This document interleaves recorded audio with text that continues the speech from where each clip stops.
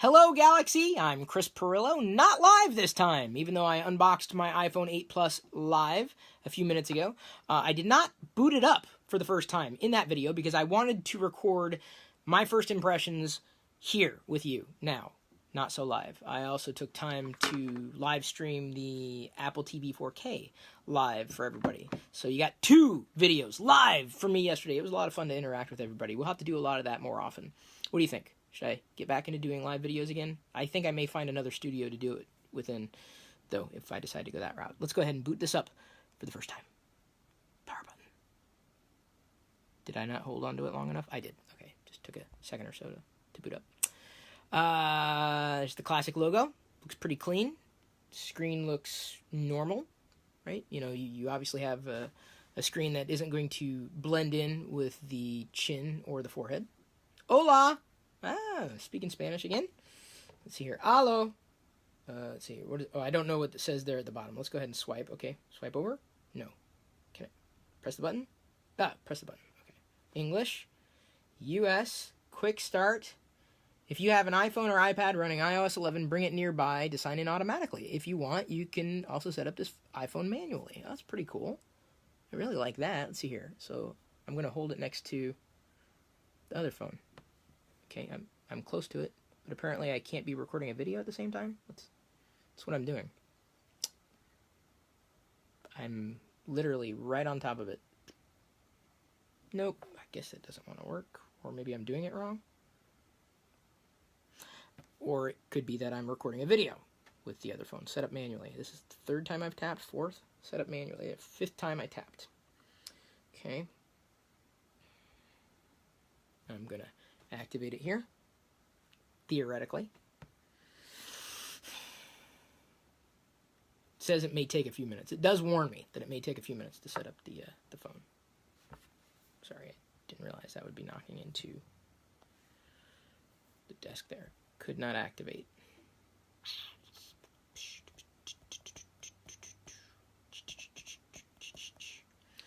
You know, I may need to do something else before I continue with the process. Yeah, could not activate phone because the activation server cannot be reached. Try connecting your iPhone to iTunes to activate it, or try again over the cellular connection in a couple of minutes. Try again. Huh. Well, this is my initial impression. Possibly not Apple's problem, though. And I've definitely got signal. Wow. Do I have to pause everything and come back to it? I may have to do that, folks. So if I do, expect a jump here in the video. Really, Apple? You gonna make me edit video? Huh. I even connected to Wi-Fi this time.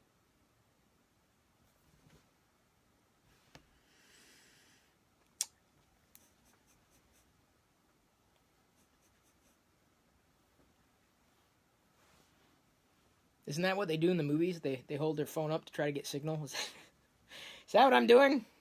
I feel like I'm out in the woods here. Kind of am in Seattle, in the woods. Apple could fix this in software, but that's none of my business.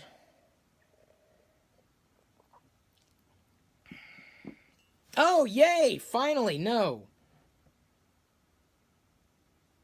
Huh. Maybe not. Okay, it says in the meantime, feel free to explore your iPhone's features in the App Store. Okay. I guess that's what I'm going to do. Touch ID. I will continue.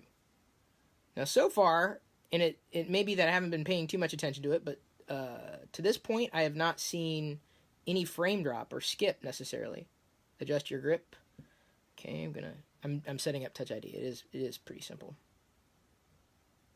Pretty straightforward, even though I am probably going to nuke this device and reset it with everything. I'm just doing initial impressions. So, let's see here. Skip all this, set up later. Don't use. I did see a frame skip there. In that last animation when it went over, there was a frame skip. Slick animation there going into the home screen. Whoa, that was jank. Whoa! I just opened the home icon, right? You know, one of their default apps. Obviously, this is all default. You can't necessarily see it because I'm only able to record at 30 frames per second on the front-facing camera. But if I was recording in 60 frames per second, you would have absolutely seen that jump, not only on the home, but also on books. Okay, let's just open up something simple like Wallet. Yep, it dropped a bit. Yeah, sure, why not? It did drop. Not on the exit, though. News. News was a little easier in the open. Preparing your news. That's kind of sad. That's the one thing I didn't want to see on an iPhone 8 Plus. I don't care about their benchmarks. I don't care if they say they're the fastest one on the planet. Dude, that you know who did that? Apple, before Steve Jobs came back to him. Not that he's ever coming back again. There's actually, it's a video, and I will link it. I will link it in the description where he's basically talking to a group of people saying, we're not going to talk about how fast, we're not going to talk about this, that, and the other thing, specs. And he said that's not Apple. That's not gonna win anybody over. Okay, scrolling is smoother on the second scroll slightly. That's something that one would argue could be fixed in software, but if it was fixable in software, they would have fixed it. These are problems that we've seen, pretty much from iOS 7 beyond. They've yet to really put fit and finish and polish specifically on their animations. For the most part, it's smooth. And then I swiped over, and it was like... Second swipe better. Third swipe better. First one... That's iOS, though. I mean, I'm not making it up. I know what I see. I've been seeing it for years. Oh, man. iOS. See, this is the thing. And I'm not the first person to point... I want to throw this out there right now, because I have to, especially at this moment. John Prosser from Front Page Tech did an amazing video, and I was pretty much in lockstep with him, where he's saying this isn't about Apple versus Android. This is not, or iOS versus Android, or Apple versus Google, or, iPhone versus, products from company X who makes an Android product. It's about Apple versus Apple. Like, that's the problem, is Apple is literally fighting its past. With what we see here, this is just, it's the fact that we're still doing, okay, wait, I think I need to change another setting. This drives me nuts. I lightly touch the button, then it says you have to press it again after you touch it. That's going to get annoying. Didn't really think the animation was very clean in swiping away from the lock screen there either. Pretty unoptimized. Swiping down seems fine right now. Widget scrolling seems fine. Now, there was a skip at the bottom. When I got to the bottom, then went even further with the rubber band effect, it jumped. So yeah, the iOS animation slop is still prevalent. I would assume iOS 11 slop is still there. Layout issues that have been documented, very well documented. If you follow me on Twitter, you know exactly what I'm talking about if you don't see it. Because I've been retweeting a lot of you. So it is a little jarring to see those problems not mitigated by faster hardware. It's Apple versus past Apple, honestly. News pulled in. I don't know if I'm going to be able to get to it, but sometimes if I have a laundry list of widgets to edit, that was a smooth animation, it skips on scroll. It did not skip on scroll this time on an initial scroll down in widgets. This is where I've seen issues specifically with other iPhones. Pretty smooth scroll for the most part there, which again is just indicative of how the software is not optimized, as in animations are not optimized, or the phone is just... The software is throwing so much at the hardware, the allegedly fastest phone on the planet can't keep up. Or one of the fastest phones on the planet can't keep up. Which goes back to what I've been saying, specs are irrelevant. I don't care. I'm telling you, and this is a video that I'm going to be doing at some point in the very near future. I was using my Nexus 6P, which hasn't seen a lot of heavy use. Android Oreo on the Nexus 6P in so many ways performs better on average than in just regular app using, and even though I haven't taxed it necessarily, then I would say my iPhone 7 Plus. But instead of doing an Android Oreo versus iPhone or iOS 11 with the iPhone 7 Plus, I was waiting until I got the iPhone 8 Plus. So that's going to be a software comparison I'm going to be doing, and I'm telling you, for anybody who says Android has this problem, it's A, it's not as bad, and B, it's not as prevalent specifically on current flagship devices. Oh, okay. Yeah, it's kind of maddening and saddening all at the same time. Let's open up... Where's music? Music. Oh, in the bottom. Looking for your music? No. Music you purchase. Oh, then I see the icons populated afterwards. That's weird. Why wouldn't they populate it at the beginning? Like they popped in after I loaded it. Weird. For you. Now this may take a while because of my connection, but I'm going to see what it probably says, you need to subscribe. delete.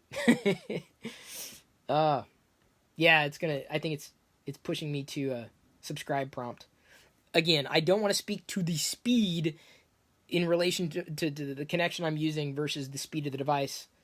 This is really not intuitive screen waiting to see what's happening right now. Let's go ahead and exit out. Ooh, that was an awkward fade. That was definitely not a clean 60 frame per second animation in pulling up the menu.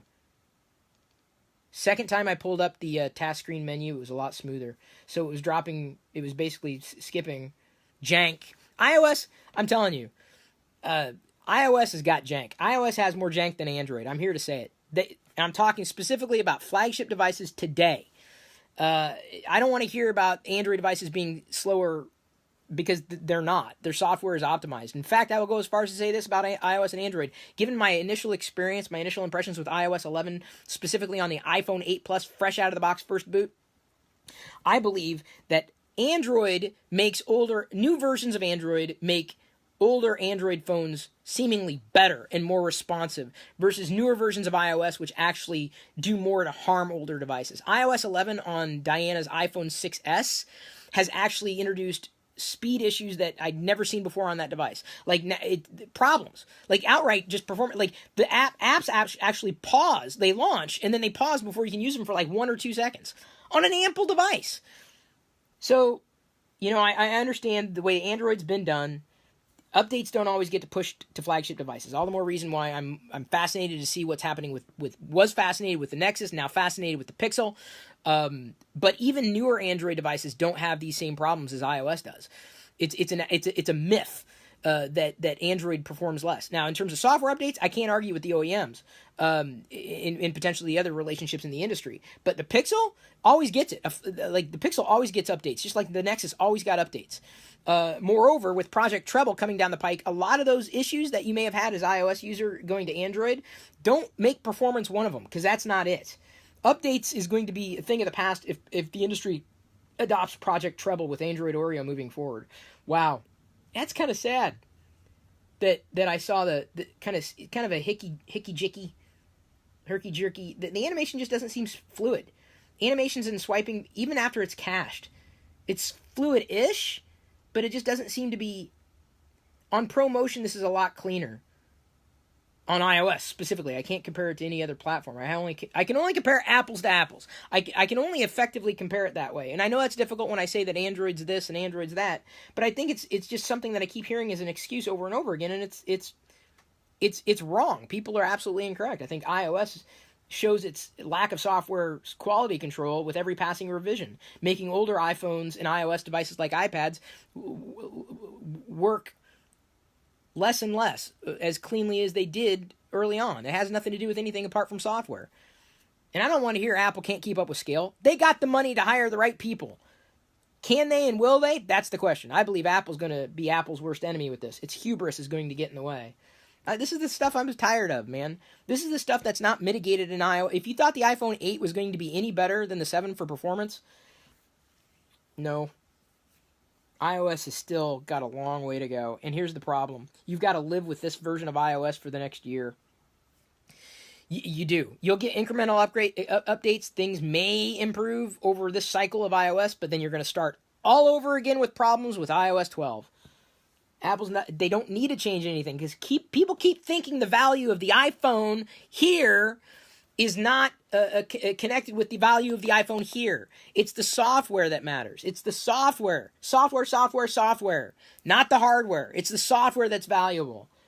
So my initial impressions of the software are same old, same old. That's not an accolade. Pretty clean. Oh, you got some flare. See, anybody who's complaining about flare on other phones, they don't know that a lot of phones suffer from it. It's just how it works. But there's definitely flare. From the light up there, I'm getting flare straight on. And all you need to do is just, basically put your hand over it somehow. Someone needs to come up with like an iPhone shade or something. Because that'll mitigate it. Now, see, if you can see the difference. Can you see the difference there? That's all you got to do to mitigate it, even though my hand's kind of in the way. That's how I've mitigated it before. That's not an iPhone problem. I'm just saying that if you see someone, there's flare in this device, it's right there. It's just, it happens everywhere. But I like the fact that I'm in low light and it seems to be smoother here instead of choppy as I'm panning around, not using the video mode, just the photo mode, which is where it would normally be choppy. Just as smooth with video. Assumedly, yeah, definitely just as slow-mo, or just as smooth in slow-mo. Portrait, yeah, portrait camera. I can't do the front-facing camera because I haven't bought into the whole idea that the only way to bring you cutting-edge technology was to make this fugly inclusion. Speaking of, let's see if I can pull this up on this. I can't remember if I was on this computer or another one. I'm talking about my iPad, which, yes, is absolutely a computer. Someone tweeted me a picture of usable space. There we go. Thank you. Opaque.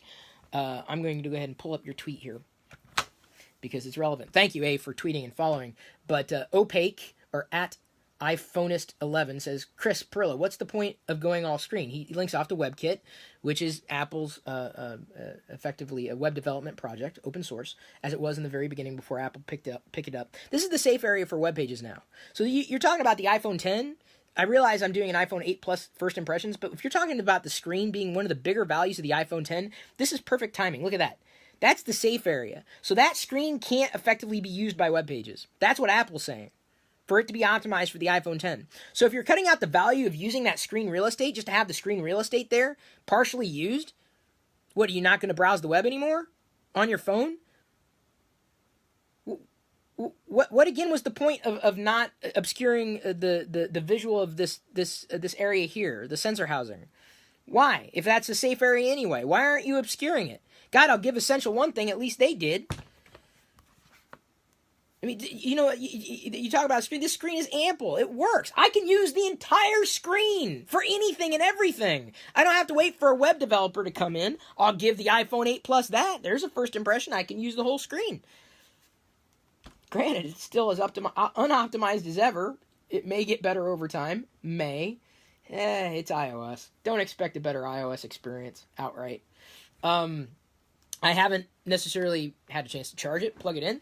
But it does have inductive charging, not wireless charging. It's inductive. There's still a wire involved with inductive charging. But as I pointed out in my iPhone video that I just did unboxing this live, I've been using on the phone that I'm using to record this video, I've been using a case from Mophie that allows inductive charging. So if you want inductive charging without paying a premium for it outright and replacing your phone, you can get case solutions that work very, very well and are fully Qi compatible. I do want to... do I have one of the batteries here? I don't. I want to try... I wish I would have... Oh, and Diana's not here. I want to try it. I really want to see if it works on a charger. Can you give me a moment? Give me one moment. It works! Aren't you happy that I didn't yell there? I set it on the plate that I've had plugged in for quite some time, and it worked without needing anything. So it is definitely compatible with existing accessories, including the accessory that I use on my iPhone 7 Plus. But outright, I'm not seeing and perceiving any major differences, subtle differences between the iPhone 7 Plus and the 8 Plus. I've never had a problem with the design. I guess some people think it's horrible. Well, it's boring. Dude, do you use the phone by looking at its back all the time? Or do you use the phone by looking at its screen all the time? Just a question. So I love the design. I'm accustomed to having a phablet-sized device. But I've already said everything that I wanted to say and seen everything that I was hoping that I wouldn't see in this faster device. I'll be trying the camera. I'll be recording video after I get it set up and going. After a week's worth of use, I'll be doing a separate video, my initial review of the iPhone 7, but I'll be labeling it as such. I also want to do kind of potentially a 1-month review if anything has changed with the experience of the iPhone 8 Plus over all that time. Plenty of other videos that I would like to do, but man, it's iOS. Oh. Bless Apple's heart. That's what you got to live with for the next year if you're going that path, but we'll see. I think after a week's time, I'll get back to you and let you know whether I believe that the iPhone 7 Plus or the iPhone 8 Plus is an upgrade from the 7, or who should be in the market for it. So stay tuned for that as I continue to do these videos for everybody. Thank you for your time and your attention. I do appreciate it. Everything that you're doing and interacting and keeping me motivated. Sometimes I need that motivation, and it seemed for a long while that no one was motivated. I'm motivated if you're motivated. I love you. I appreciate you, and may the force be with you.